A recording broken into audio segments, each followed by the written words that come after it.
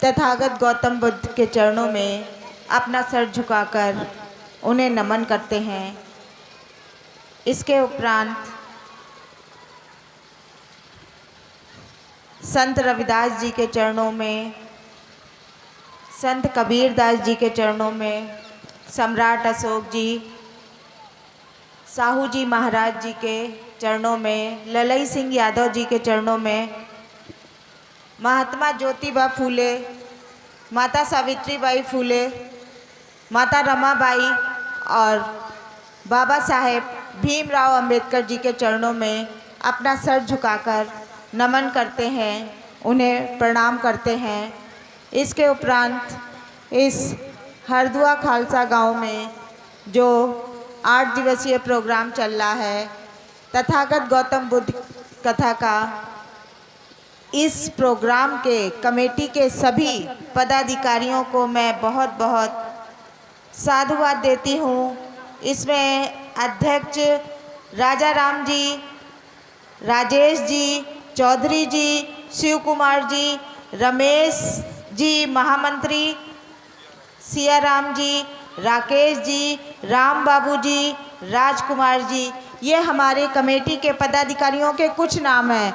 अगर हमारे पास उनके शायद पूरे नाम नहीं हैं, मैं आप पूरी कमेटी के सभी सदस्यों को मैं बहुत बहुत बधाई देती हूँ कि उन्होंने इतना सुंदर प्रोग्राम का आयोजन कराया है। और इस बौद्ध कथा में कथावाचिका कुमारी रागिनी बौद्ध जी का जो ये प्रोग्राम चल रहा है, जो ये कथा बता रही हैं, बाबा साहब, तथागत गौतम बुद्ध, सभी महापुरुषों के बारे में बता रही होंगी, तो इनको भी मैं बहुत बहुत और इनकी पूरी टीम को मैं बहुत बहुत साधुवाद देती हूँ, जो बाबा साहब और तथागत गौतम बुद्ध की जन जागृति का काम, उनके विचारों को फैलाने का कार्य कर रहे हैं। मैं पूरी टीम को बहुत बहुत साधुवाद देती हूँ। सामने बैठे हमारे सभी बड़े बुजुर्गों को, भाइयों को मैं प्रणाम करती हूँ। हमारी माताएं बहनें, आप सभी को भी मैं बहुत बहुत प्रणाम करती हूँ। साथ ही बच्चों को बहुत सारी शुभकामनाएं देती हूँ।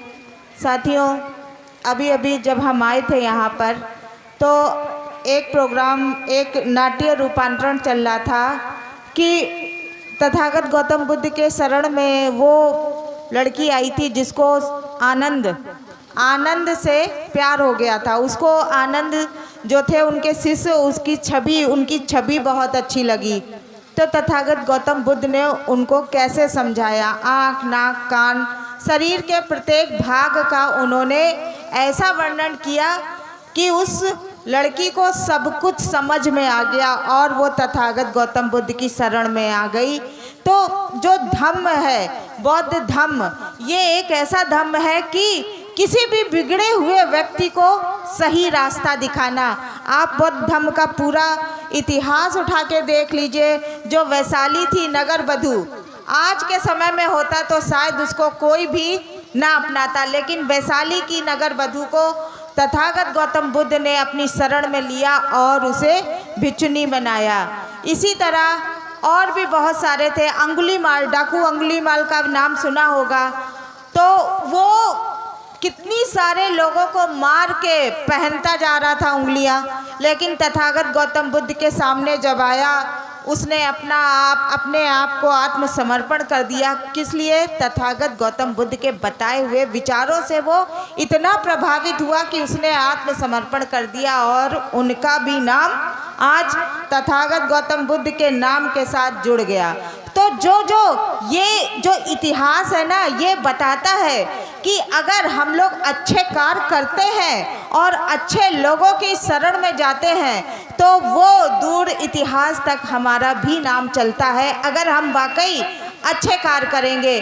बाबा साहब और तथागत गौतम बुद्ध और जितने भी हमारे समाज के महान पुरुष हैं, उनको हम लोग किस लिए पूजते हैं? आज हमारे बाबा साहब के फोटो पे इतने सारे माले पड़ते हैं कि उनका मुंह तक ढक जाता है, पूरा ढक जाता है। आज बाबा साहब की मूर्ति पे इतने सारे माले क्यों पड़ते हैं? किस लिए पड़ते हैं? क्योंकि वो ज्ञानी थे, शिक्षा की कलम की ताकत उनके हाथ में थी, जिसके वजह से आज उनको पूरा भारत ही नहीं विश्व में ईश्वर का दर्जा, भगवान का दर्जा प्राप्त है। शिक्षा वो चीज होती है साथियों, शिक्षा वो चीज होती है जो एक साधारण व्यक्ति को भगवान का दर्जा दे देती है। वरना बाबा साहब अगर शिक्षित ना होते तो क्या वो कोई भी इतिहास लिख पाते, संविधान लिख पाते, या हम लोग आज यहाँ खड़े हो पाते? नहीं साथियों, एक कलम की दम पे उन्होंने इतना बड़ा इतिहास लिख दिया कि जिसके दम पे आज हम सब, और इतने खास तौर पे महिलाएं, जो आज महिलाएं हैं जिनके लिए बाबा साहब ने अपना सब कुछ कुर्बान कर दिया। बाबा साहब ने जो लॉ का उनके पास था ना डिपार्टमेंट, लॉ कानून मंत्री थे, उसका भी इस्तीफा दिया सिर्फ हम लोगों के पीछे। महिलाओं पे तो बाबा साहब का बहुत बड़ा कर्जा है, क्योंकि बाबा साहब ने अपना सब कुछ खोया हम लोगों के पीछे। और हम लोगों को चाहिए, खास तौर पे महिलाओं को चाहिए कि बाबा साहब की जन जागृति विचारों को जाने, माने और उनको फैलाएं। ये हम लोगों की जिम्मेदारी बनती है, क्योंकि बाबा साहब तो अपना काम कर गए, अब बाबा साहब नहीं आएंगे हम लोगों को कहीं बचाने, कहीं दिखाने। अब हम लोगों को जो बाबा साहब ने जो भीमास्त्र दिया है संविधान में, हम लोगों को अचूक एक हथियार दे गए हैं, शिक्षा का, वोट का अधिकार, सब कुछ दे गए हैं बाबा साहब। अगर हम लोग उन चीज़ों को नहीं मानेंगे, नहीं जानेंगे, नहीं समझेंगे, नहीं उपयोग करेंगे, तो हम लोगों के लिए कोई नहीं आएगा बचाने। इसलिए बाबा साहब घर घर में अपना संविधान दे गए हैं, घर घर में। अब हम लोग ना पढ़े तो इसमें हमारी गलती है। तो साथियों, अब हम लोगों को अपने घर में ही बाबा साहब बनाने होंगे, बाबा साहब के विचार फैलाने होंगे। इसी तरह बुद्ध को भी हम लोगों को ही बनाना होगा, क्योंकि जब बुद्ध पैदा हुए थे तो वो बुद्ध नहीं थे, सिद्धार्थ थे, उनका नाम सिद्धार्थ था। उन्होंने परिश्रम किया, उन्होंने सत्य को जानने के लिए अपना सारा सुख सुविधा सब कुछ छोड़ दी। बीवी बच्चों को छोड़ के गए थे ना, वो अपना पूरा राजपाट छोड़ के गए थे, सिर्फ और सिर्फ ये जानने के लिए। पहली बात तो उन्होंने लड़ाई ना हो इसलिए उन्होंने अपना राजपाट सब छोड़ दिया, और उसके बाद उन्होंने अपना सत्य को, कारण क्या है, इसका निवारण क्या है, ये सारा जानने के लिए उन्होंने इतनी तपस्या करी, इतना संघर्ष किया, इतना सब कुछ किया, और उसके बाद उनको बुद्ध की प्राप्ति हुई। बुद्ध मतलब बुद्धि मतलब शिक्षित होना, विकसित होना, विचारों को फैलाना, ये होता है बुद्ध का मतलब ही यही होता है, और कोई नहीं, और कुछ नहीं। साथियों, बाबा साहब ने 3 मूल मंत्र दिए थे, शिक्षित हो, संगठित हो, संघर्ष करो। तो शिक्षा के लिए हम लोगों को, आज हम लोग शिक्षा में इतने आगे नहीं हुए जितने आगे हम लोगों को अब तक हो जाना चाहिए था, मगर हम लोग शिक्षा की तरफ इतने आकर्षित नहीं होते जितना हम लोग शराब की तरह आकर्षित हो जाते हैं। हम लोग, बाबा साहब ने शिक्षा होने के लिए कहा और हमारा समाज शराब पीने में आगे हो गया। तो साथियों, हम लोगों को शराब से भी बचना चाहिए, क्योंकि नशा नाश करता है, बुद्धि का विनाश करता है और खानदान का भी सर्वनाश करता है। कोई एक घर को बर्बाद करना हो, उसके कमाने वाले व्यक्ति को अगर नशे की, दारू की लत लगा दो ना, वो घर अपने आप ही बर्बाद हो जाएगा। तो साथियों, बाबा साहब ने यही कहा था ना, शिक्षित हो, संगठित हो, संघर्ष करो।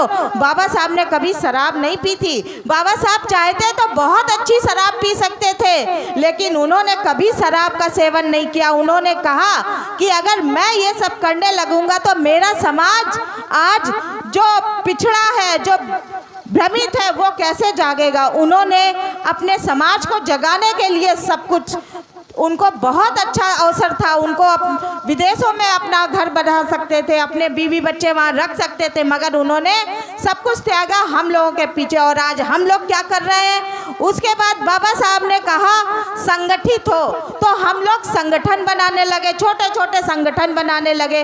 लेकिन जब जरूरत पड़ती है तो हम लोग एक जगह नीचे, एक छत के नीचे नहीं आते। ये भी बड़ी विडंबना है हम लोगों के पिछड़े होने की, ये भी बड़ी विडंबना है कि हम लोग एक छत के नीचे नहीं आते हैं। फिर उसके बाद बाबा साहब ने कहा संघर्ष करो, तो संघर्ष हम लोग आपस में भाई भाई लड़ने लगे। हमारे पास रोज फोन आते कि मैडम हमारे भाई से हमारी लड़ाई हो गई, पुलिस पकड़ ले गई। अरे बाबा साहब ने संघर्ष करने को कहा था, शिक्षा के लिए संघर्ष करने को कहा था, अच्छा पहनने के लिए संघर्ष करने को कहा था, अच्छा खाने के लिए संघर्ष करने को कहा था, सम्मान से रहने के लिए संघर्ष कहा था, आपस में लड़ने के लिए नहीं कहा था बाबा साहब ने।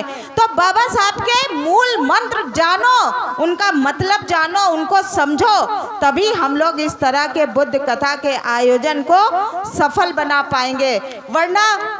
वरना 8 दिन का, 5 दिन का, 7 दिन का जितना भी प्रोग्राम होएगा, एक मनोरंजन के रूप में हम लोग यहाँ एकत्रित होंगे और उसके बाद अपने अपने घर चले गए, वही घूम फिर के हम लोग फिर उसी में आके भ्रमित हो गए। तो साथियों, मैं तो यही कहूँगी कि अपने समाज को जगाना, अपने समाज को सही दिशा पे लाना, यही बाबा साहब के, अगर इतना ही कार्य कर लो ना, तो बाबा साहब के सपने को कोई ऐसा नहीं कि रोक सके। और हम खास तौर पे महिलाओं को भी बोलेंगे कि अगर पुरुष शराब पीता है तो महिलाएं भी पीछे नहीं है, वो पुड़िया खाने में सबसे आगे होती जा रही हैं। तो महिलाओं को भी चाहिए इन सब चीज़ों से बचे, क्योंकि आप ही हैं। बाबा साहब ने कहा था कि मैं उस समाज की, जिस समाज में महिलाएं तरक्की करती हैं, मैं उस समाज को तरक्कीवान मानता हूं। तो आप लोगों के ऊपर ये जिम्मेदारी होती है कि अपने बच्चों को